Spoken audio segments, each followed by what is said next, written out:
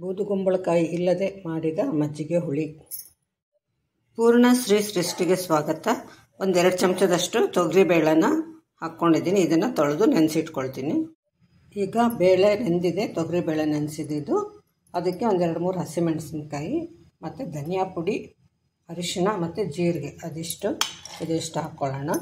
ಇದ್ರ ಜೊತೆ ತೆಂಗಿನ ತುರಿ ಹಾಕ್ಕೊಳ್ಳೋಣ ಮತ್ತು ಉಪ್ಪು ಹಾಕ್ಕೊಳ್ಳೋಣ. ಕೊತ್ತಂಬರಿ ಸೊಪ್ಪು ಇದಕ್ಕೇನು ಬೇಕಾಗಿಲ್ಲ. ಇವಾಗ ಇದು ರುಬ್ಕೊಂಡಿದ್ದಾಗಿದೆ. ಇದು ಮೊಸರು ಇದನ್ನು ಸ್ವಲ್ಪ ಸೌಟಲ್ಲೇ ಈ ಥರ ಕಡ್ದಂಗೆ ಮಾಡಿದ್ದೀನಿ. ಇದು ಸೊಪ್ಪು ಮತ್ತು ಸೌತೆಕಾಯಿ. ಮಾಮೂಲಿ ನಾವು ಹಸಿ ಸೌತೆಕಾಯಿ ತುಕಾರ ನೆಂಚ್ಕೊಳ್ತೀವಲ್ವ, ಅದು ಸ್ವಲ್ಪ ತಿಂದ್ಬಿಟ್ಟು ಹಾಗೇ ಬಿಟ್ಟಿರ್ತೀವಿ. ಹಳೇದಾಗ್ಬಿಟ್ಮೇಲೆ ಹಸಿ ತಿನ್ನೋಕೆ ಮನಸ್ಸು ಬರಲ್ಲ. ಆವಾಗ ಮಜ್ಜಿಗೆ ಹುಳಿ ಮಾಡ್ಬೋದು. ಇವತ್ತು ಜೊತೆಗೆ ಸೊಪ್ಪು ಕೂಡ ಹಾಕ್ಕೊಳ್ತಾ ಇದ್ದೀನಿ. ಆದ್ದರಿಂದ ಸ್ವಲ್ಪ ಸೊಪ್ಪಿದೆ, ಸೌತೆಕಾಯಿ ಹಸಿ ತಿನ್ನೋಕೆ ಬೇಡ ಅಂತ ಇದ್ದಾಗ ಇದು ರುಚಿ ಕೂಡ ಚೆನ್ನಾಗಿರುತ್ತೆ. ಇದೆಲ್ಲ ಈಗ ಬೆರೆಸಿ ಕುದಿಸೋಣ. ಇದಕ್ಕೆ ದಂಟಿನ ಸೊಪ್ಪು, ಅರಿವೆ ಸೊಪ್ಪು, ಚಿಲ್ಕರಿವೆ ಸೊಪ್ಪು ಚೆನ್ನಾಗಿರುತ್ತೆ. ಅದ್ರ ಜೊತೆಗೆ ನಿಮ್ಗಿನ್ನು ಯಾವುದಾದ್ರೂ ಇಷ್ಟ ಆದರೆ ಹಾಕ್ಕೋಬಹುದು.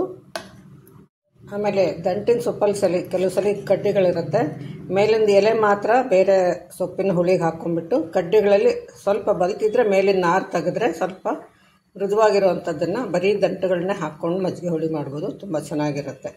ಈಗ ಸಾಸಿವೆ ಚಿಟುಗುಟ್ಟಿದೆ, ಇದಕ್ಕೆ ಹಿಂಗು ಹಾಕಿ ಒಗ್ಗರಣೆ ಹಾಕೋಣ. ಈಗ ನಿಮಗೆ ಬೇಳೆ ಕೂಡ ರುಬ್ಬಕ್ಕೆ ಹಾಕಿದ್ದು ಬದಲಾವಣೆ ಮತ್ತು ತರಕಾರಿ ಕೂಡ ಬದಲಾವಣೆ. ಬೂದುಗುಂಬಳಕಾಯಿ ಇರಬೇಕು ಅಂತ ಏನಿಲ್ಲ. ಈ ಥರ ಬೇರೆ ಬೇರೆ ರೀತಿಯಲ್ಲಿ ಮಾಡ್ಕೊಂಡು ನೋಡಿ. ನಿಮಗೆ ಮಜ್ಜಿಗೆ ಹುಳಿನಲ್ಲಿ ಕೂಡ ರುಚಿಗಳು ಬೇರೆ ಬೇರೆ ಸಿಗುತ್ತೆ.